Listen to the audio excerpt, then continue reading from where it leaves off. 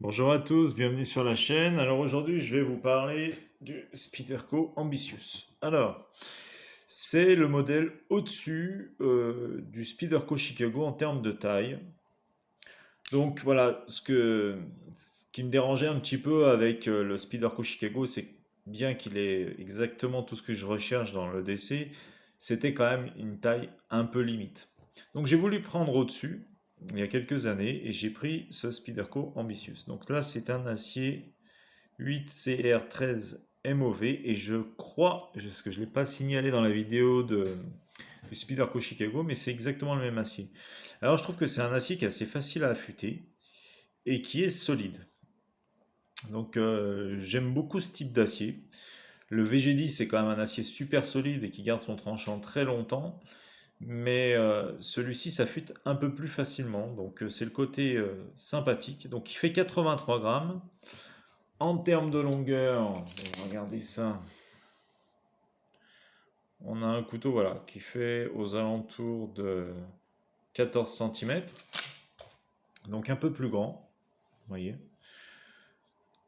Largeur de lame assez intéressante. Alors le clips se trouve ici, mais vous pouvez le descendre et le mettre en bas, ça pose pas de problème. Vous avez la possibilité d'interchanger le clips.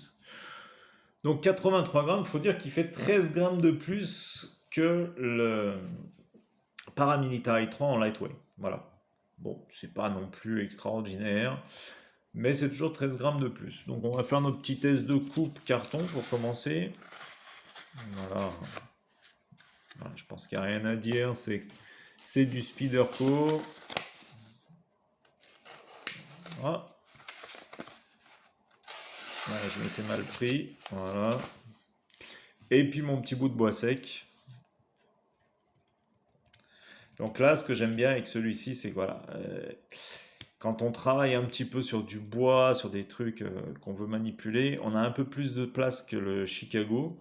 Et on a quand même ce côté compact qui fait qu'on est en sécurité, on risque pas d'avoir la lame qui glisse.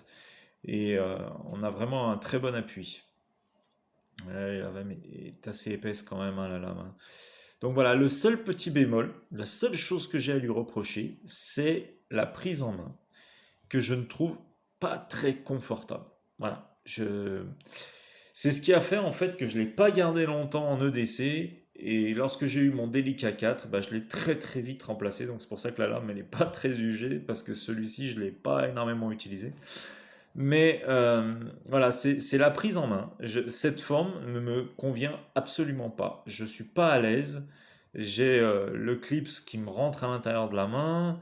Euh, Ici, mon doigt, lorsque je verrouille, ici, là, je suis pas du tout confortable. Ça m'appuie dessus. Je trouve qu'en fait, il s'emboîte pas du tout bien sur ma main. Voilà. Donc c'est le petit bémol, c'est le petit truc pour les travaux de tous les jours qui a fait que bah, le confort m'a déplu et je ne l'ai pas conservé longtemps en EDC.